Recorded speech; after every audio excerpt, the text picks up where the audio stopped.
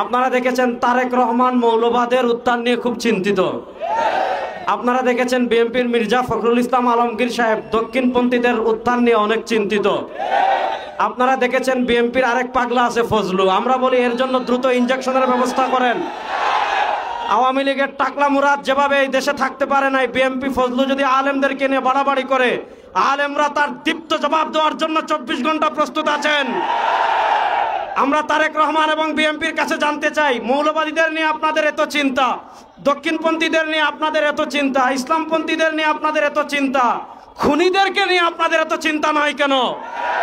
গত 1 বছরে আপনাদের কর্মীরা একজন আরেকজন 100 জনের বেশি কর্মীকে তারা খুন করে ফেলেছে।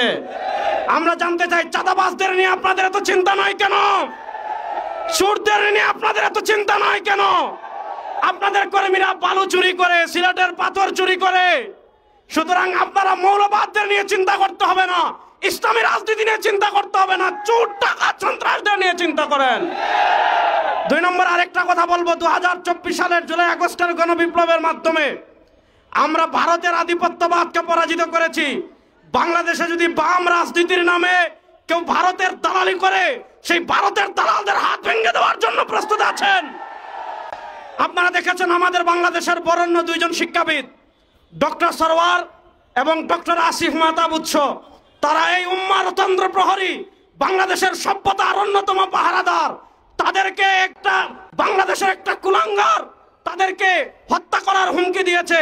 যে হত্যা করার হুমকি দিয়েছে তার পক্ষ নিয়ে এদেশের বামরা বিবৃতি দিচ্ছে। আমরা স্পষ্ট ভাষায় বলি, ডক্টর সরওয়ার এবং ডক্টর আসিফ মাহতাব এদেশে একা নয়, তার সাথে বাংলাদেশের সকল মুসলমান আছে। তাদের 100% যদি বাংলাদেশে কেউ বাঁকা করতে চায়, কিয়ামত হয়ে যাবে, কিয়ামত হয়ে যাবে। আমরা যেই নিয়তে তাহাজ্জুদ পড়ি, ওই নিয়তে ইসলামী আন্দোলন করি। আমরা যেই নিয়তে রোজা রাখি, ওই নিয়তে আমরা ইসলামী আন্দোলন করি। যেই নিয়তে নামাজ পড়ি, ওই নিয়তে ইসলামী আন্দোলন করি। আমরা আদর্শের রাজনীতি করি। আদর্শের রাজনীতি কখনো 1-2টা আসনের জন্য বিক্রি হতে পারে না। ইনশাআল্লাহ এবার যদি কেউ না থাকে বাংলাদেশে ইসলামের পতাকাকে বুলন্দ করার জন্য, কালেমার পতাকাকে বুলন্দ করার জন্য বিশ্বের চরমনায় সৈনিকেরা প্রস্তুত আছেন না নয়? আবার আপনাদের সাথে দেখা হবে ইনশাআল্লাহ। আসসালামু আলাইকুম।